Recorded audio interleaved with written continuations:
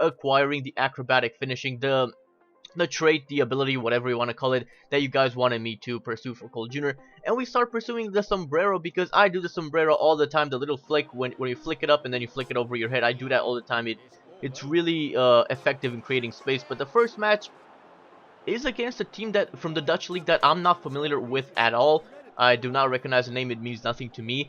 So usually that's a good sign for me because it means they're not a very top team, and which means Cole Jr. can just bang a few goals or assists or whatever against them.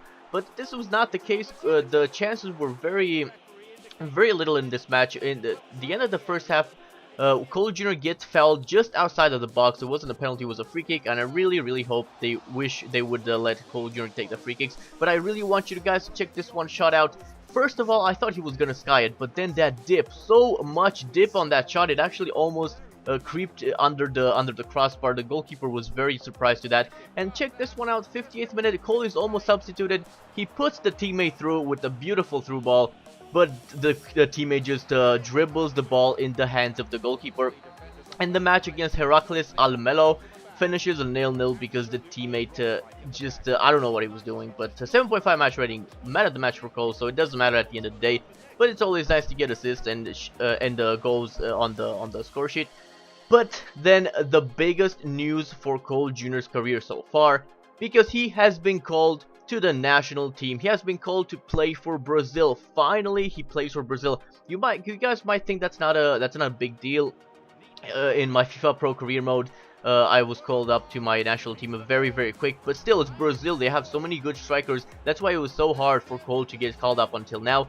But in this second match, Cole gets the first goal after 6 minutes. That's all it took for Cole to get on the score sheet and for Ajax to take the lead. This next opportunity though, beautiful teamwork after Cole passed it. A beautiful little flick pass. You're gonna see that again. Cole takes the long shot. It just destroys the post and then comes back to the teammate who gets the goal on the rebound. Mr. Tisana. A very generic face on that guy, but we're about to see the replay because first of all we have to see the flick pass from the teammate any minute or second. Now there it is, a beautiful flick pass, and then the long shot from Cole. Usually long shots are just so hard in this game because I don't have the next patch yet, the newest patch, because the PES patch for the new team names I'm using isn't just out for compatible with the new patch for the game. But look at this bullshit from PES. They gave an offside for the player that was offside that had nothing to do with this move. I'm actually really glad Cole Jr. didn't score from that opportunity, and then it would have his goal disallowed because the referee is a dumbass, because I would have been livid. But we get our third goal of this match after Cole Jr. was taken off, and this match was against Go Ahead Eagles, which is a very strange name for me for a football team, but oh well. Poor Eagles didn't really put much of a fight. And 7.5 match rating again for Cole Jr. Man of the match for this match as well. And now the third and final match of this episode is against AZ, and the commentator called them AZ, so I guess that's what they call them in Netherlands. So that's what I'm going to call them too. Of course, I'm just going to change the kits because red doesn't go along together. But a beautiful little flick, that's what I was telling you about. We do that all the time. Whenever we can, we pull it off because it's so very useful.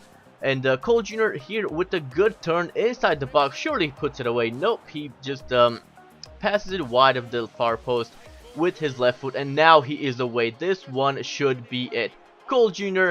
puts it wide again from the one-on-one. I just know it's not going to be a good game, especially when this happens. So Cole Jr. is again away, one-on-one with the goalkeeper, takes the shot, hits the post, and then gets cleared away. When that happens, you know exactly what's going to happen next. You can't finish it, so your opponent can, from the most ridiculous angle. That's what pisses me off so much. When we have a bad game, everybody in our team has a bad game, especially the goalkeeper. As a goalkeeper, your near post should be your priority. Nobody has to beat you at your near post. You can be beaten at the far post. That's the defender's fault. But as a goalkeeper, don't get beaten by that. But good dribbling here. Cole Jr. with 2 fake shots, and then his shot unfortunately gets blocked by a defender, and the rebound is saved by the goalkeeper at the near post because their goalkeeper is not as bad as ours. And this the final match before the final chance before Cole gets subbed, and the teammate cannot put it away from the pass. They do get, however, a goal on the rebound to equalize against AZ. It is an away game, so I guess 1-1 and a tie will do for us.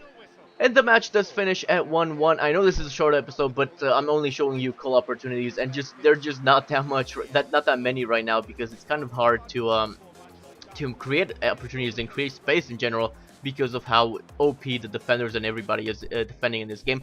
But don't forget, next episode, Cole Jr. will be making his debut for Brazil in an international friendly match against Colombia, I believe. So I hope you are looking forward to that as much as I am. But leave it a like if you enjoyed this one. I've been Shay, thank you for watching, goodbye.